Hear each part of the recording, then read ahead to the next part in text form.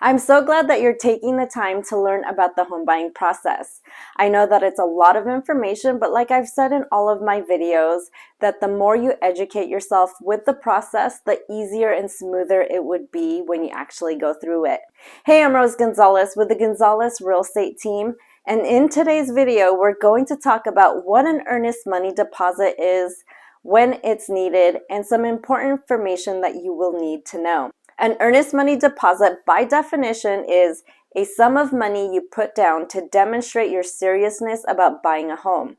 In most cases, earnest money acts as a deposit on the property you're looking to buy. You deliver the amount when signing the purchase agreement or the sales contract. Here in California, standard is 3% of the purchase price. So if you're buying a home for $500,000, you're looking at an earnest deposit of $15,000. The earnest money deposit will need to be either sent to escrow via wired funds or a cashier's check within 3 days of when your offer is accepted, unless otherwise specified in your offer.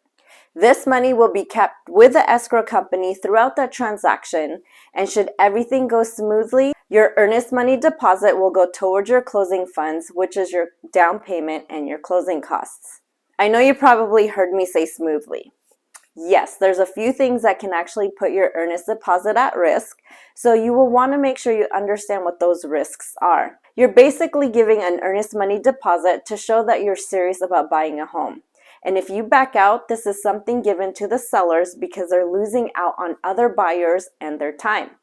But there are a few ways you can protect your earnest deposit should you decide to back out of the contract, and those are through contingencies. There are 3 different contingencies. There's appraisal, buyer's inspection, and loan contingencies. And you'll want to make sure to know what these terms are and what they mean. But in summary, in your contract, there's a set number of days that you're telling the sellers you're going to do an appraisal, buyer's inspections, and to complete your loan. And if you don't meet these timelines, or if you back out of the contract after these timelines, you can put your deposit at risk. But don't get too scared or hung up on this. If you educate yourself on what these timelines are and what they mean, you'll be just fine. Your realtor can explain these to you, and you can also watch my video on contingencies explained as well. I hope you found this video helpful. If you have any questions about the home buying process, please don't hesitate to reach out. We'd be happy to answer any questions that you have.